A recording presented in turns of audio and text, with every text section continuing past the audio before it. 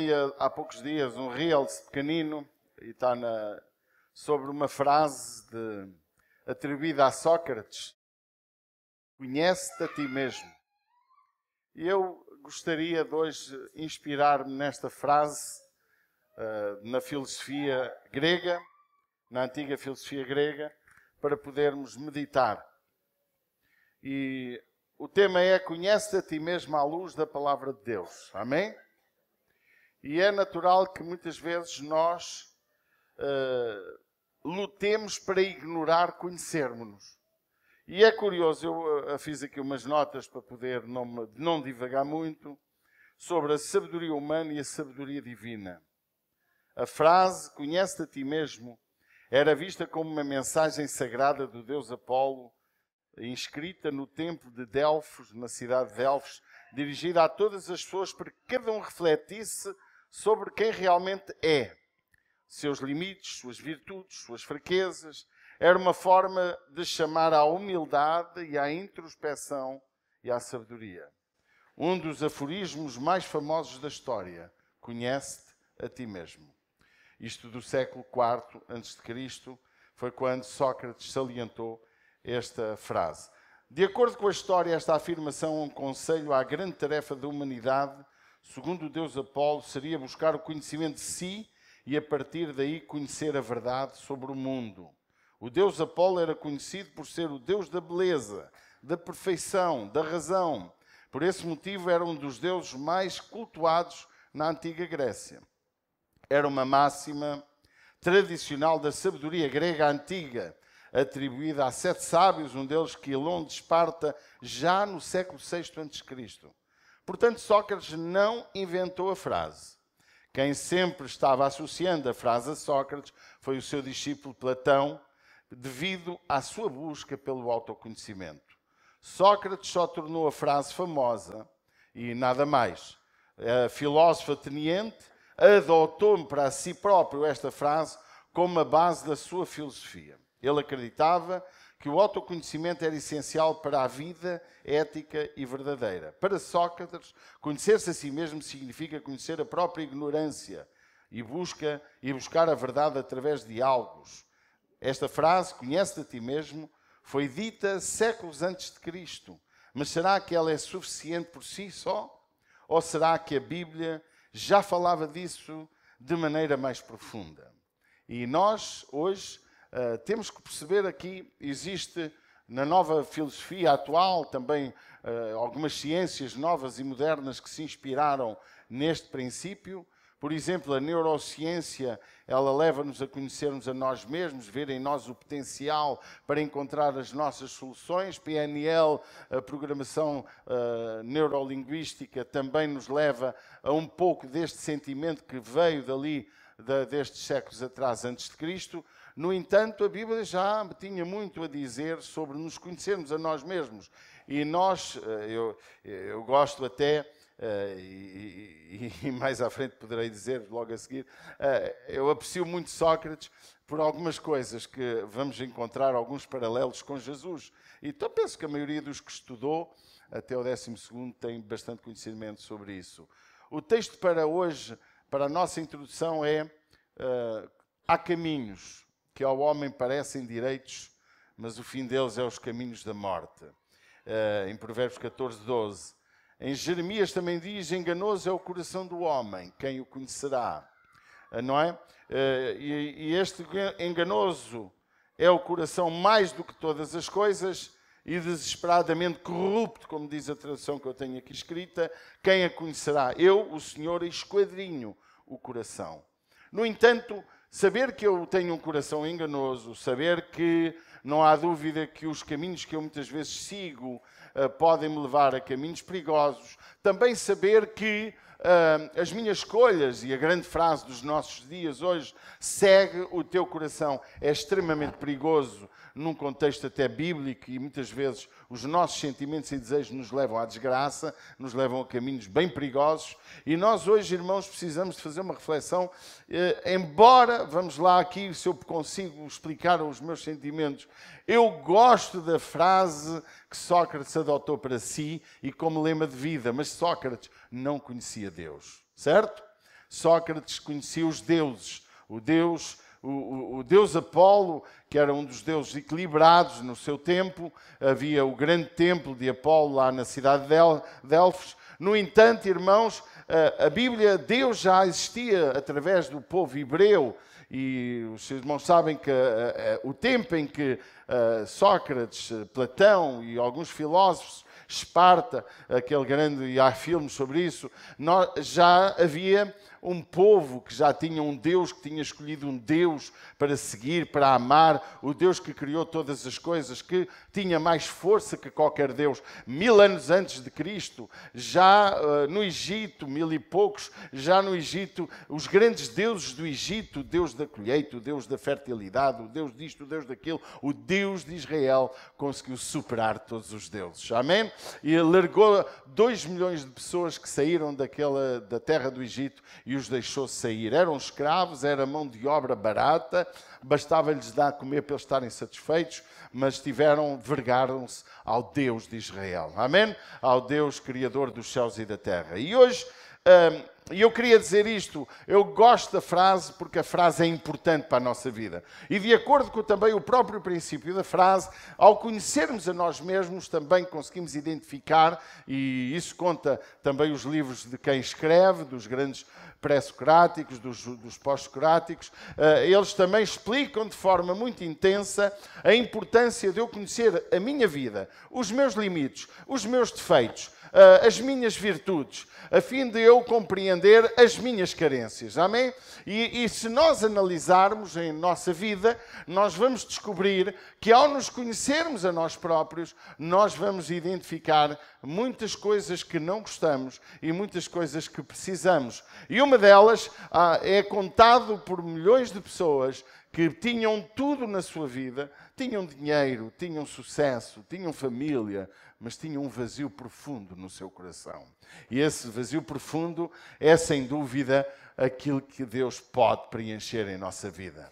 Então, nós precisamos, como diz a palavra, o meu tema, nós precisamos de nos conhecer a nós mesmos à luz da Bíblia, mas também precisamos de nos conhecer a nós mesmos conhecendo o Deus da Bíblia. O Deus da Bíblia que quer, de uma forma muito direta, fazer morada em nosso coração. O Deus da Bíblia que quer ter um encontro pessoal comigo. Pode dizer amém?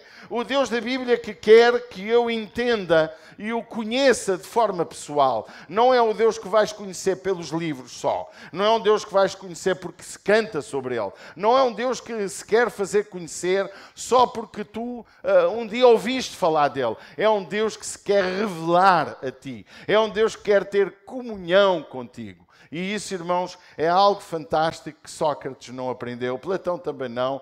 Todos aqueles que vieram após ele não conseguiram entender o grande Deus, o único Deus que pode preencher a nossa vida e nos pode levar a um conhecimento pessoal completo.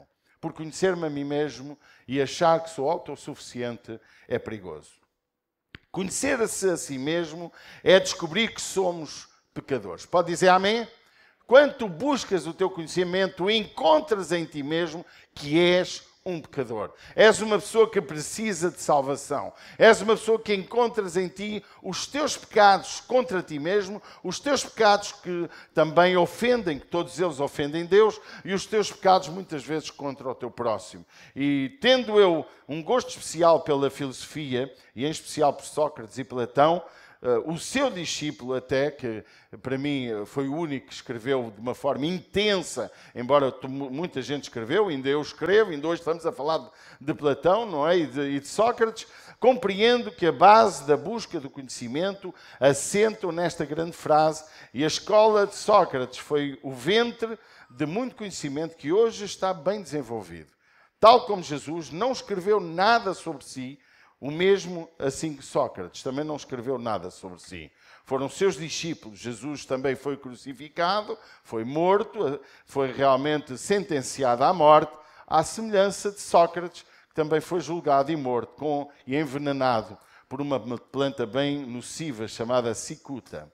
O autoconhecimento verdadeiro não começa com filosofia, mas com o confronto espiritual da nossa vida. A Bíblia nos mostra que ao olharmos para dentro de nós encontramos pecado, encontramos um vazio, encontramos que estamos separados de Deus e nós precisamos de buscar Deus. Irmãos, e nesta época em que Deus está a ser falsamente preenchido com os prazeres, com os desejos, com os bens materiais, o nosso desejo de procurar coisas para preencherem o vazio que é a ausência de Deus, um dia a gente descobre que esse vazio não foi preenchido com sexo, com álcool, com droga, com prazeres sexuais, com qualquer área de fama ou dinheiro, que esse vazio continua em nosso coração,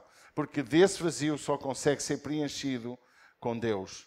E esse autoconhecimento da minha necessidade e da minha compreensão que eu preciso de me arrepender dos meus pecados. Em Romanos 3:23, um texto muito usado pelos grandes evangelistas, todos pecaram e separados ficaram da glória de Deus. Eu preciso de compreender que eu sou pecador e que eu tenho algo dentro de mim, eu tenho uma marca dentro de mim e essa marca é Deus. A insatisfação, há pessoas que não conseguem, mesmo já crentes, mesmo já vindo às comunidades, ouvindo a palavra, mas que nunca buscaram Deus, nunca deixaram verdadeiramente Deus entrar no seu coração. Faz lembrar a igreja de Filadélfia. Ela já a tinha espetado fora de Deus da casa. Tanto que Deus disse, eis que estou à porta e bato. É interessante, irmãos, Laodiceia, não é Filadélfia. Laodiceia, a igreja de Laodiceia. Nós muitas vezes pomos Deus fora do nosso coração. E nós precisamos de entender isto. Em 1 Coríntios 11:28, ajuda-nos a perceber o complemento do que Deus tem para a nossa vida. Examine-se, pois, o homem a si mesmo. E a gente daqui a um bocado vamos ler esse texto. E coma e beba do cálice e do pão. É interessante como é necessário examinarmos-nos. Lá o Sócrates diz, conhece-te a ti mesmo. E a Bíblia diz, examina-te a ti mesmo. Examina-te para quê? Examina para ver se há no teu coração, se há na tua vida, alguma coisa que precises de te arrepender e de entregar o teu coração a Jesus. E partilhar a comunhão. Porque quando diz examine-se o homem e assim coma do pão e beba do cálice, Deus está a dizer que quer partilhar connosco a mesa. E não há dúvida que nós gostamos de partilhar a mesa. Alguém aqui gosta de partilhar a mesa? Se não gosta, é porque tem um defeito de nascença. Saiu com defeito de fábrica. Precisa de corrigir isso. A partilha da mesa é algo que é tão vincada na palavra de Deus que nos mostra que Deus quer ter comunhão comigo. Mas, para isso, eu preciso de me examinar a mim mesmo.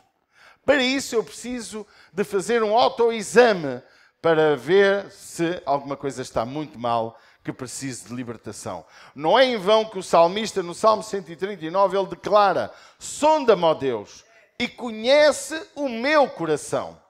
Prova-me e conhece os meus pensamentos. E vê se há em mim algum caminho mau e guia-me pelo caminho eterno. Há bocado dissemos que há caminhos que ao homem parecem direitos, mas o fim deles são os caminhos da morte. Nós precisamos, irmãos, de fazer um exame e procurar em nós. Isto não é errado. E nisto eu dou razão àquilo que Sócrates enfatizou. Precisamos de... E ele quando diz para conhecer a verdade, não é a busca da verdade, a busca de mim próprio, dos meus limites, do meu conhecimento. Irmãos, nós temos uma natureza própria. Deus soprou sobre nós aquilo que havia dele próprio. Ele soprou sobre nós a vida que vem dele. Por isso, quando sepultamos alguém, a Bíblia diz, o pó volta à terra, do qual pertencia, e o Espírito volta a Deus que o deu. Logo, eu sou um ser espiritual. E eu só consigo ter alegria plena. A minha vida só consegue ter a alegria completa quando verdadeiramente eu reconheço a minha necessidade. Reconheço quem sou e o que preciso. Amém? O primeiro passo para a minha salvação não é a autoajuda, como hoje está em moda, mas é a confissão do meu pecado. Conhecer-se a si mesmo exige ou deve ser com base no conhecer a Deus. Só nos conhecemos de verdade quando conhecemos o nosso Criador. Fora disso, tudo é ilusão. Salmo 100, versículo 3 diz: sabei que o Senhor é Deus. Foi Ele e não nós que nos fez povo seu. E dele somos o seu povo e seu rebanho do seu pastoreio. Que nós possamos, irmãos, compreender que o Senhor é Deus. Lamentações, no capítulo 3, versículo 40, ele diz: esquadrinhemos os nossos caminhos, provemo-los e voltemo-nos para o Senhor. Amém? Ou seja, conhece-te a ti mesmo, podíamos dizer, procura ver o teu caminho e volta-te para Deus. Talvez tu tenhas estado afastado de Deus. Talvez ainda não conheceste verdadeiramente Deus. Ainda não entregaste o teu coração a Jesus. A Bíblia diz: dá-me, filho meu, o teu coração. E eu gosto muito de pensar nisto. Eu lembro-me, e ainda pegando no conhecimento, a busca da verdade, lembro-me de Pilatos, quando ele disse a Jesus: o que é a verdade? E, meus amados, a verdade para a tua vida é conhecer Jesus. Tu podes conhecer a verdade através da palavra de Deus, não é? Conhecereis a verdade, disse Jesus, e a verdade vos libertará, lá em João 8,32. E a grande pergunta: o que é a verdade? E às vezes, se calhar, nós já temos feito esta pergunta, já temos questionado o que é a verdade. É verdade que também há alguns anos atrás entrou a moda que a verdade é relativa. Entendem? Irmãos, a verdade não é relativa. A verdade só tem um caminho.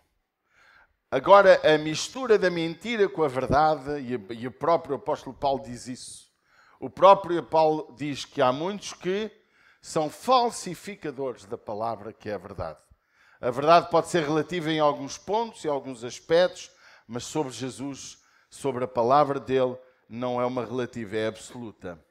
Só crê quem quer, só aceita quem quer, mas que tu deixes o Espírito Santo te convencer disso, porque a Bíblia diz: eis que estou à porta e bato. Se ouvires a sua voz, não endureceis o vosso coração. A verdade, meus amados, ela se conhece pela palavra, mas também ela se conhece pela relação pessoal com o próprio Deus. Um dia Jesus disse: eu sou o caminho, eu sou a verdade e a vida, e ninguém vai ao Pai senão por mim. Muita gente hoje está na moda que todos os caminhos nos levam a Deus. Como se dizia antigamente, todos os caminhos nos levam a Roma, mas não é verdade. Só há um caminho que nos leva a Deus. Este é Jesus. Na história, nenhum homem morreu como Jesus.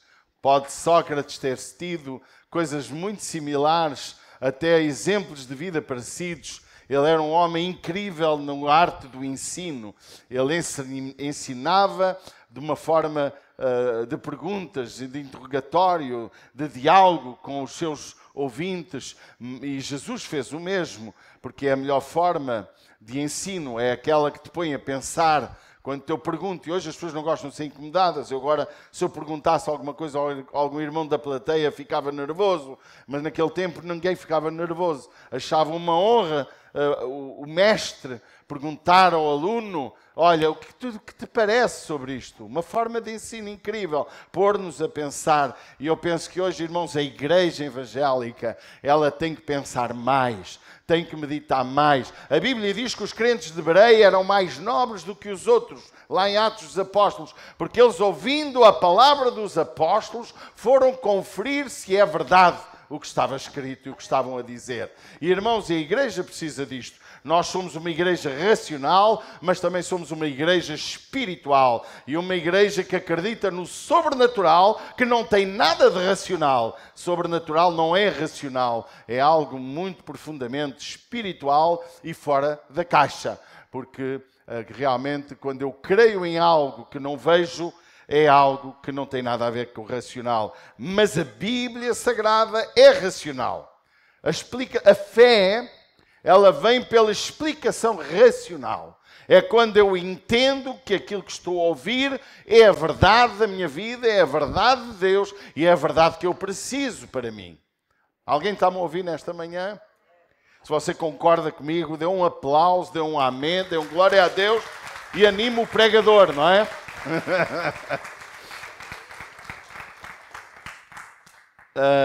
O terceiro aspecto que eu gostava de te levar a compreender é conhecer-se a si mesmo, leva-nos ao reconhecimento das nossas necessidades e repetindo um pouquinho de arrependimento. Isaías teve uma revelação de Deus e imediatamente reconheceu sua miséria, reforçando aquilo que já comecei. Isaías disse assim, e era quem? Quem era Isaías? Um homem de Deus, com quem tinha uma relação pessoal com Deus.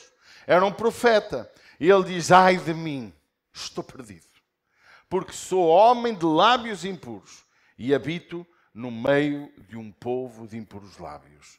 Ele teve uma revelação de si mesmo, e olha que ele foi 600 anos antes de Cristo, foi antes de Platão, foi antes de Sócrates, e ele teve uma revelação, ai de mim, ou seja, ele reconheceu-se a si mesmo que precisava de purificar a sua boca, purificar o seu coração. E irmãos, este é o meu foco nesta manhã, para que a Igreja ICIR possa ter um impacto neste conselho. Ela precisa de homens que se conhecem a si mesmo e que têm uma relação de conhecimento pessoal com o próprio Deus. E ao reconhecermos a nós próprios as nossas carências, as nossas necessidades, os nossos pecados, nós vamos mudar a história desta cidade. Eu creio que Deus pode fazer maravilhas neste lugar. Os avivamentos da história, eles não aconteceram porque alguém os forçou. Eles aconteceram porque o povo reconheceu a sua necessidade. Conheceu-se a si mesmo sabendo que necessitava de Deus e conheceu o grande Deus, o único Deus, aquele que pode fazer todas as coisas. Amados, no momento que eu começar a compreender a quem eu sou, irmãos, se há pessoa que faz um autoexame a si próprio, sou eu. Eu examino a minha pregação, eu ouço a minha pregação depois de a ter pregado, eu faço um autoexame constante às minhas ações. E isto é importante, mas eu faço não para melhorar, para ser melhor que os outros. Eu faço para que Deus possa olhar para mim e dizer, meu filho, estás bem, é esse o caminho, é o caminho do perdão, o caminho de te arrependeres, o caminho de melhorares a tua vida, porque eu preciso a cada dia da minha história entender que preciso de viver a arrepender-me dos meus pecados. 1 João declara que se dizemos que não pecamos, somos mentirosos e não há verdade em nós. Se há coisa que a Bíblia nos ensina, é olharmos para nós e vermos quanta carência temos, quanta necessidade precisamos, e olhar para o próximo e amá-lo como nos amamos a nós mesmos. E é interessante que à medida que eu olho para mim, eu vou compreender melhor os erros dos outros. Se é que eu tenho essa capacidade de fazer essa análise. Porque quando alguém erra, e diz o ditado que só falha quem trabalha, já ouviram esta? Não é? Quando eu erro, quando eu falho, porque todos falham, eu que talvez consiga compreender e ajudar a pessoa a ficar melhor. Amém? Ainda nesta área, Jeremias 17 diz, e eu já disse lá mais em cima, que enganoso é o coração mais do que todas as coisas. Desesperadamente corrupto, diz a versão. Quem o conhecerá? E o Senhor diz que conhece e esquadrinha o nosso coração. Ainda, conhecer a Cristo é compreender que precisamos ser transformados pelo Espírito Santo. Quando eu me conheço e quando eu conheço Cristo, eu procuro de uma forma muito ativa mudar, compreender a minha necessidade de transformação. Eu gosto muito daquele versículo que muito se prega. Toda a gente fala, toda a gente comenta, mas talvez falte percebê-lo e compreendê-lo. E talvez falte o que Sócrates disse. Olhar para ti, a ver se esse versículo faz sentido na tua vida. Às vezes nós pregamos muito. Gostamos muito de pregar para os outros, mas esquecemos de nós próprios. E diz assim que se alguém está em Cristo, 5,17 de 2 de Coríntios. Se alguém, diga comigo, se alguém está em Cristo. Como é que é?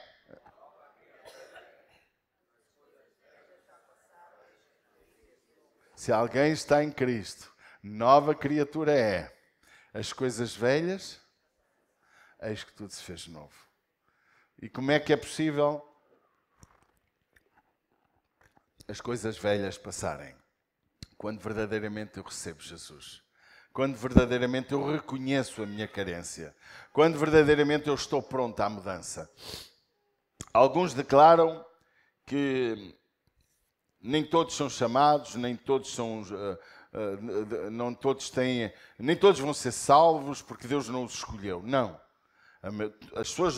Eu não acredito nessa versão. Eu acredito que Deus chama a todos, mas nem todos querem.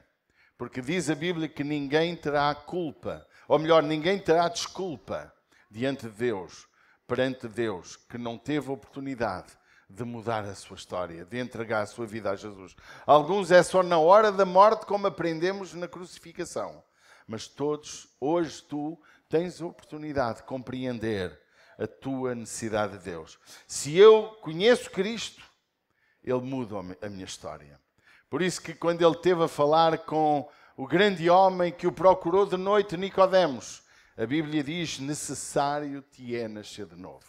E logo mais Jesus disse à mulher samaritana, parece que há uma sequência ali de pouco tempo, e ele diz, se tu conhecesses quem fala contigo. Amém? É importante, ela conhecia-se a ela mesma. A mulher samaritana, ela tinha um conhecimento de si própria de que não era uma mulher bem afamada na cidade de Samaria. Ela tinha uma má fama, vivia com um homem que não era marido, devia ser amante dela. A mulher devia ser um homem que tinha a esposa e ela era amante. E irmãos, e ela reconhecia os seus erros. Mas quando ela conheceu Jesus, a sua história mudou. Quem está em Cristo, a nossa história muda. A mulher pecadora que também foi apanhada em adultério e que a trouxeram diante de Jesus para destruir, para apedrejar até à morte. A mulher sabia que estava errada. Mas Jesus olhou para ela, ela conheceu o dom da vida. Ela conheceu o único que sabe perdoar verdadeiramente. Ela conheceu quem era Jesus. E Jesus disse, vai minha filha, mas não voltes a pecar. Vai onde estão os teus acusadores. O único que podia mandar pedras que nunca pecou. Perdoou e restaurou. A igreja tem que entender e tem que se conhecer a si própria. Os seus limites, as suas áreas que deve agir. E não destruir pessoas porque todas estão erradas. Não há uma pessoa perfeita na casa de igreja. Nenhuma pessoa aqui hoje presente nesta igreja, nesta casa. Porque a igreja é o grupo de pessoas, não é a casa. Não há uma pessoa perfeita. Talvez temos momentos, eu já ensinei isso, momentos em que parece que estamos melhores, mais perfeitos. Mas eu vou-te dizer como identificar esse momento. É o momento em que tu te reconheces que não és assim tão bom. No momento que te reconheces como bom, como o melhor, como alguém especial, já estás a errar. Aprendei de mim, disse Jesus, que sou manso e humilde de coração. Quando a tua santidade, a tua bondade, os teus feitos na casa do Senhor, as tuas obras em favor dos outros, por causa de Deus, elas são chamadas à praça pública, elas são chamadas à mesa para tu seres reconhecido, já estás a errar. Vocês entendem? Alguém me está a ouvir? Quanto mais santos a igreja for, mais Deus se move nela e menos a igreja se acha a maior e a melhor. Quando encontras crentes orgulhosos e arrogantes da sua igreja, do seu pastor, das suas coisas, irmãos, já está qualquer coisa errada. Nós precisamos, irmãos, olhar para Jesus e imitá-lo em todas as coisas. Amém? Por isso que se alguém está em Cristo, nova criatura é. As coisas velhas já passaram, eis que tudo se faz novo. Irmãos, não é fácil vivê-lo, é mais fácil pregá-lo. Mas não cabe a ti acusar quem prega, nem quem vive, nem quem não vive. Cabe a ti viveres tu. Eu gostava de um amém. Os irmãos aqui da net até se vão embora. Ainda pensam que não temos ninguém na igreja. Oh, meus amados, que nesta manhã nós possamos compreender. E quando nós, para terminarmos, quando nós conhecemos a nós mesmos, conhecemos Cristo verdadeiramente, isso gera em nós um sentimento de missão. Danilo, muito bem, pregou no sexta-feira passada, pena que vocês não tiveram. Mas nós precisamos de compreender a missão. A missão que nos é dada, fruto de conhecermos a nós mesmos e conhecermos ao Senhor. Porque só se conhece verdadeiramente a si mesmo, na perfeição, aquele que tem Deus em seu coração. Quando conhecemos o nosso valor em Cristo, passamos a viver com propósito. Eu gosto de Efésios 2:10, que diz: pois somos feitura dele, criados em Cristo Jesus. Para quê? Eu vou esperar como jovem Efésios 2:10. Ponha para todos acompanharem este verso. Para quê? Para as boas obras, as quais Deus de antemão preparou para que andássemos nela. Você quer ler comigo este versículo? Vamos ler juntos? Vamos aqui ler? Porque feitura sua, criados em Cristo Jesus para as boas obras, as quais Deus antes preparou para que andássemos nelas. Fomos chamados para as boas obras. Danilo, ao pregar na sexta-feira, eu atrevi-me no final de dizer uma das razões porque as pessoas não vêm, pessoas novas à igreja, é porque a igreja não as convida. Fomos chamados, boas obras não é só, irmãos, dar de comida a quem tem fome, porque isso não falta instituições para o fazer. Boas novas e boas obras é tu levares uma pessoa que vai para o inferno a mudar a sua direção de vida para o céu. Boas obras é mais do que obras sociais, porque o contexto do texto tem a ver com salvação. Somos salvos pela graça, pelo favor de Deus. Não somos salvos pelas obras, porque a salvação vem de Deus. Não somos salvos porque somos muito boas pessoas. Somos salvos porque fomos agraciados por um favor do qual não éramos dignos. Por isso que eu tenho ensinado, nós temos que ser portadores da graça. Porque graça é usar de bondade, de favor, sobre pessoas que não merecem. Eu fui salvo sem merecer. Eu não era digno da salvação. O contexto não tem a ver com obras, não tem a ver com obra social. O contexto tem a ver com a nossa salvação, em que fomos salvos para ser usados por Deus, para usar para salvar outros. Amém? Isso é conhecer-se de ti próprio. Isso é conhecer Deus verdadeiramente. A igreja, ela precisa de entender isto. Não podemos ignorar que é necessário, todos os dias da tua vida, não só buscares Deus para ti, como buscar Deus para os outros.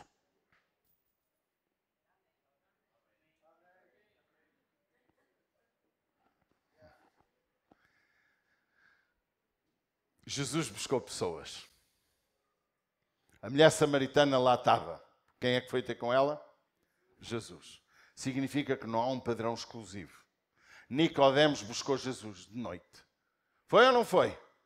Você vê os dois casos, as duas formas. Convém passar por ali. Convém ir acolá. Jesus é aquele que nos ensina que nós tantos temos que estar prontos a receber como prontos a ir.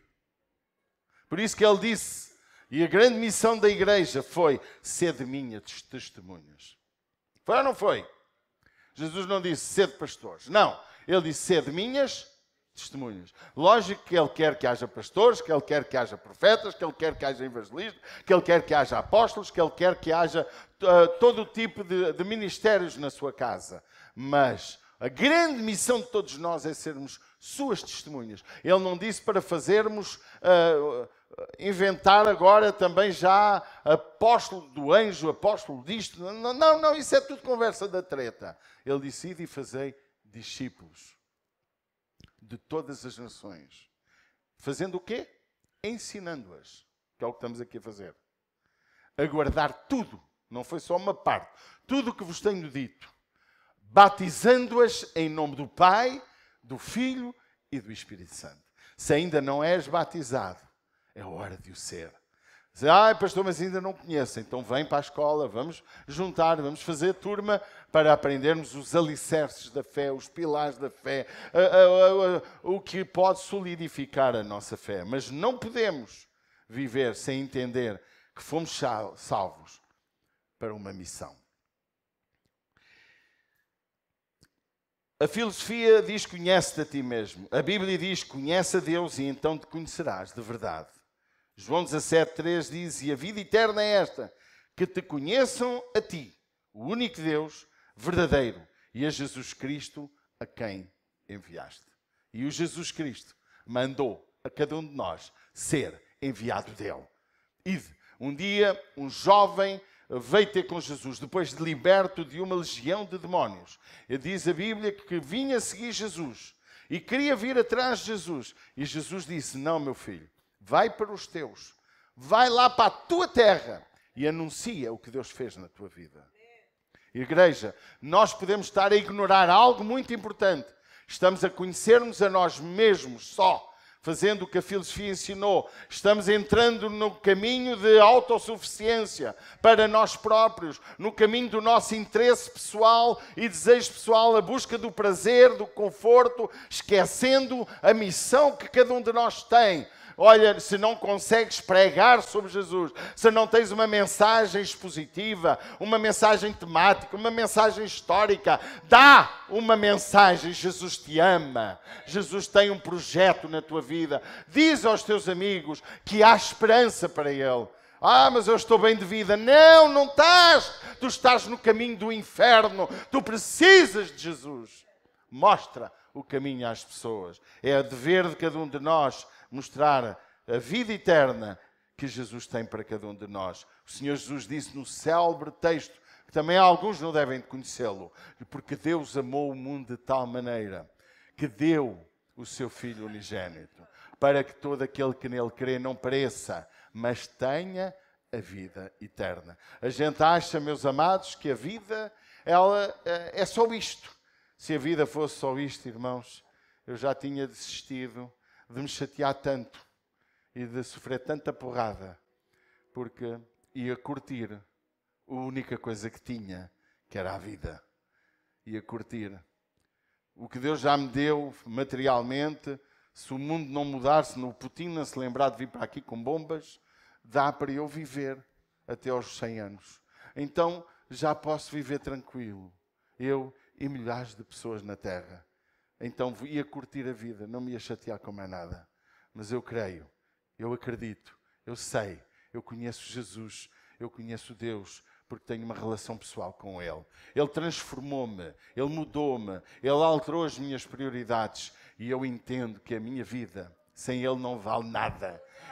Todo o dinheiro que Ele pudesse dar não tem qualquer valor, nem gera alegria, irmãos. Não pense que por ter um carro novo e fantástico vai trazer alegria, porque logo, passado 15 dias, já vais achar que é tudo igual. Não é, irmão, a melhor coisa que nós temos. A alegria perfeita que vem ao nosso coração, ela vem do Espírito Santo que habita em nosso coração. É ela que gera a alegria. Não é estar no sofá a ver televisão, não é comer as melhores comidas ou beber o melhor vinho. Não, a maior alegria no nosso coração é nós sabermos que podemos ser felizes na terra. E eu sou feliz. Eu tenho uma mulher que me faz feliz, às vezes me zera muita briga também. Lá em casa também às vezes a coisa bate. A gente não anda à porrada, mas a gente discorda um com o outro, não é? Mas é uma alegria. Há dias eu dizia ao meu filho mais velho, filho, eu não era tão feliz se eu não tivesse os 2 filhos, as 2 noras e a netinha que o Senhor nos deu. Não era tão feliz. E disse-lhe mais, nem era tão feliz se eu não fosse o pastor que Deus me levantou. Talvez não seja o pastor que devia ser, talvez devesse ser melhor, mas a maior alegria do meu coração é ver almas a converter-se ao Senhor, é ver vidas a ser transformadas, é ver pessoas que conhecem-se a si mesmas e reconhecem que precisam de Jesus. Amados, não há alegria maior no nosso coração do que ver pessoas a ser transformadas. A Bíblia ensina que nos conhecermos a nós mesmos é essencial para, e isso temos que entender, para nos arrependermos de forma genuína, para alcançarmos uma fé sincera, para termos a humildade que precisamos ter, humildade verdadeira, para podermos ter um crescimento espiritual e um relacionamento pessoal com Deus. Irmãos, podemos fazer 50 cultos de oração por dia. Podemos ter 24 horas a igreja aberta para orar e não teres relação com Deus. Começa contigo lá em casa. Começa contigo. Há dias eu estava numa mesa onde estavam os meus filhos e um senhor muito embriagado. Eu não vou dizer o dia porque está a ser filmado. E ele perguntou-me o que é. Como é que foi que ele perguntou? Como é que eu posso ser pastor? Assim é que ele perguntou. Acho que foi isso, não foi? Pedro, estavas lá, não estavas? Como é que eu posso ser pastor? Acho que foi isso. E eu disse-lhe a uma pessoa que estava embriagada: você já pode ser pastor, cuidando da sua casa, lutando pela felicidade da sua família. O seu primeiro pastoreio é a sua casa. Acho que mandei pérolas a... Enfim, não vou dizer o resto.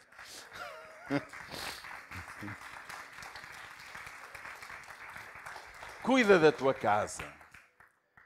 E não percas a oportunidade de cuidar de alguém. Se queremos Jesus como exemplo, ele se preocupava. Ele tinha revelação. Ele pedia autorização ao Pai para orar por uma pessoa que estivesse morta, que vemos isso com a ressurreição de Lázaro. E nós precisamos, irmãos, de imitar o nosso Jesus. Amém? Que nesta manhã só se conhece verdadeiramente a si mesmo quem se coloca perante a luz da palavra de Deus. Porque ele disse, lâmpada para os meus pés, diz lá o salmista no Salmo 119, 105. Lâmpada para os meus pés e luz para o meu caminho é a tua palavra. E Jesus declara, eu sou a luz do mundo. Amém? Vamos ficar de pé. Eu queria perguntar nesta manhã, enquanto todos fecham os olhos, o grupo sobe.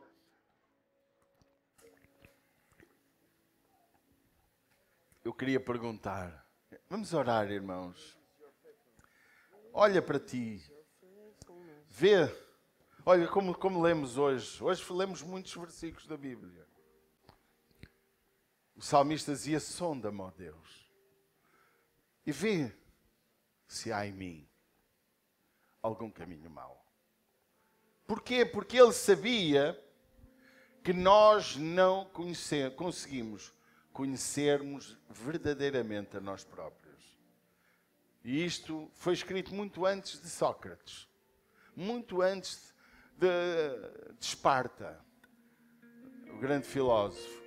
Ele foi realmente escrito por um homem grande que reconhecia Deus como seu único Senhor e Salvador. Alguém que teve a revelação da cruz. Ainda estava a cruz longínqua, a 1000 anos mais tarde.